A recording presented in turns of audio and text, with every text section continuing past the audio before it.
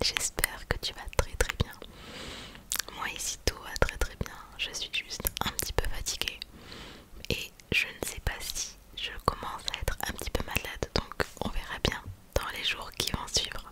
Alors comme tu le verras dans le titre de cette vidéo, je vais t'expliquer les raisons pour lesquelles je ne suis plus sur Instagram et ce depuis 2018.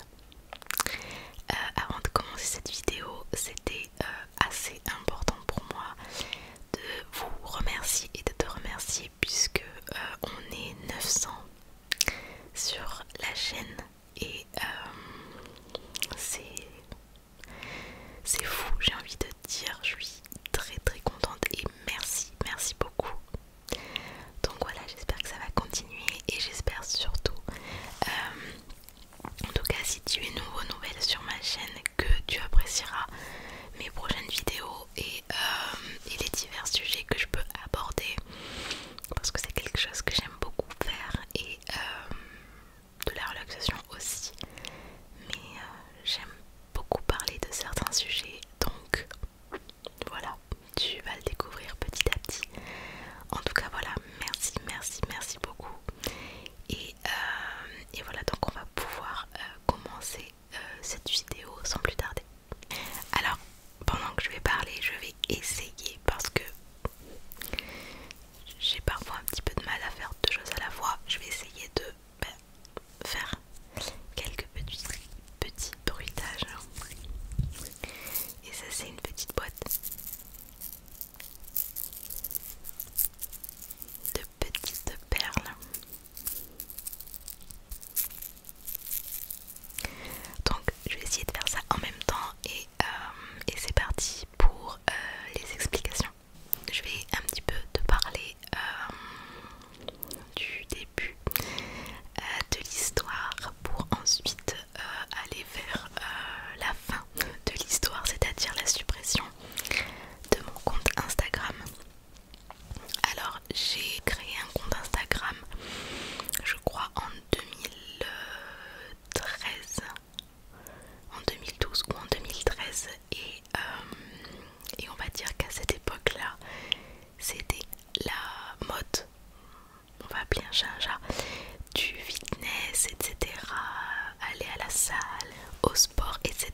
C'était vraiment un lifestyle, c'était franchement à cette époque-là c'était fou parce que c'était vraiment la période de la salle. Alors je ne sais pas du tout si c'est toujours le cas aujourd'hui, très sincèrement, et je t'invite à me le dire en commentaire si c'est le cas.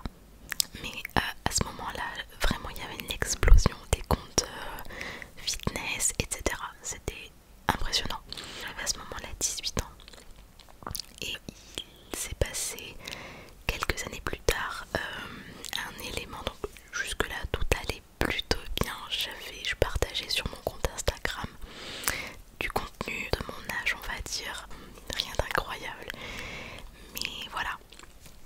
Quelques années plus tard, donc on est en 2015 et une chose que j'avais souhaité depuis des années est arrivée, c'est que mes parents se sont séparés, sauf que ça ne s'est pas passé du tout de la façon dont je l'aurais imaginé. Voilà. Comme je te disais, c'est quelque chose que je souhaitais depuis très longtemps parce que vraiment ils ne s'entendaient pas, etc. Et que ça sert à rien de rester quand on fait que s'engueuler, quoi. Mais du coup, c'est ce qui s'est passé. Et en fait, moi à ce moment-là, psychologiquement j'ai pété un câble dans le sens où en fait mon cerveau il s'est brisé en mille morceaux. C'est un petit peu comme si à leur séparation je n'étais plus moi, je n'avais plus d'identité et je ne savais plus du tout qui j'étais. C'est très étrange comme sensation et c'est très effrayant.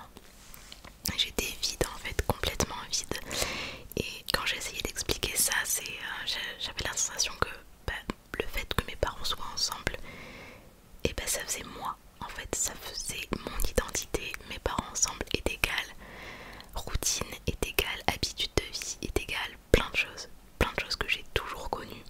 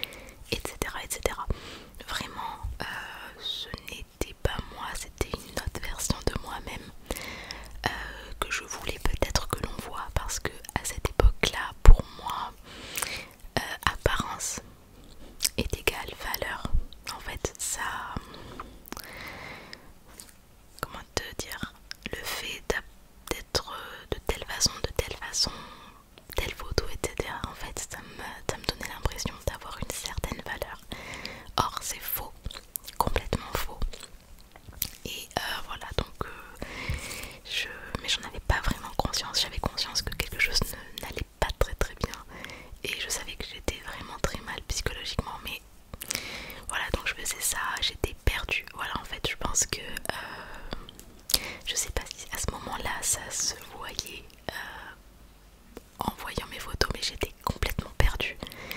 Et tout ce que je savais faire finalement, c'était montrer des photos de moi, comme si j'étais sûre de moi. Et en réalité, absolument pas. J'étais juste perdue. Et ça continue comme ça. Donc jusqu'à du coup 2018. Alors qu'est-ce qu'il s'est passé? Donc je continuais pareil à faire mes photos, etc. Je me sentais très seule. Il faut savoir que je me sentais vraiment très seule. C'est une période aussi où j'avais voulu lancer ma chaîne YouTube. J'écoutais de l'ASMR à ce moment-là, mais je n'avais jamais osé par peur du regard des autres. Vraiment, j'avais honte, je n'osais pas. Et je l'ai jamais fait, je l'avais jamais fait à ce moment-là. Donc je me sentais vraiment très seule. Et le fait d'être sur Instagram, ça me donnait peut-être une fausse impression de ne pas être seule et d'être présente quelque part. Ça a continué, sauf que je commençais de plus en plus à sentir que Instagram avait une certaine influence sur moi. Pourquoi? Parce que à force de scroller et de voir un certain contenu plusieurs fois par jour, inconsciemment le cerveau en fait il commence à se créer tout doucement des normes, des nouvelles normes d'esthétique, des nouvelles normes d'acceptation de certaines photos par les autres. Enfin voilà, je sais pas si c'est clair, mais en tout cas inconsciemment je commençais à être beaucoup influencée, et ça commençait à me déplaire vraiment. Donc voilà, il y a eu vraiment ça, le fait que je ne me reconnaissais plus. Donc c'est le premier élément déclencheur, c'est que je ne me reconnaissais absolument plus dans ce que je partageais comme photo, et je pense que je devais être détestable par les photos que je partageais. Et encore une fois, c'était rien d'extraordinaire. Deuxième élément, c'est que je passais des soirées entières, mais quand je te dis des soirées entières, c'est des heures sur Instagram à scroller. Donc à ce moment-là, j'étais toute seule et ouais, je regardais l'heure, il était 23h30 et j'avais commencé je pense vers 21h30. Et là je me suis dit ouais, en fait non, c'était pas possible de continuer comme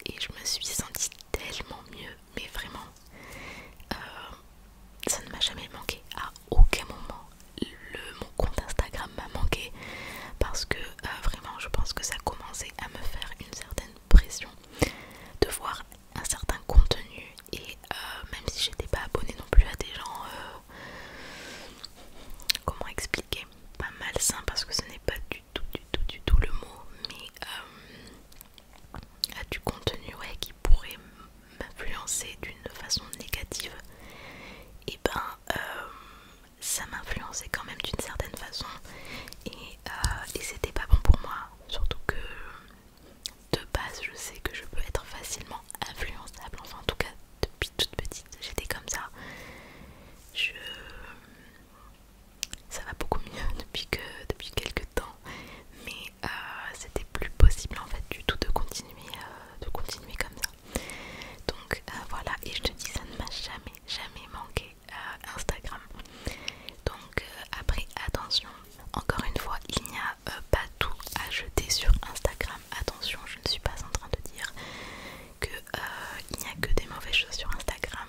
Non, ce n'est absolument pas ça. Tout ce que je suis en train de dire, c'est que finalement je pense que c'est assez important, mais ça c'est mon avis personnel. Je pense que c'est assez important de faire attention à qui on est abonné, à qui on s'abonne en fait, tout simplement parce que cette personne derrière va partager un contenu plus ou moins régulièrement et que l'on veuille ou non, inconsciemment on intègre des messages, je sais pas, c'est même pas des messages subliminaux, c'est d'autres messages en fait, et une certaine norme en fait, ça met en place d'autres normes.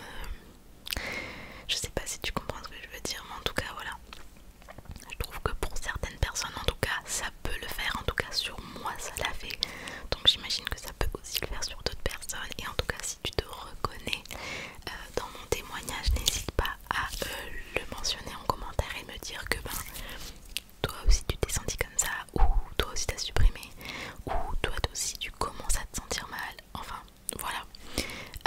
Et franchement sur Instagram il y a des très bonnes choses, très sincèrement, quand on s'abonne à des comptes inspirants.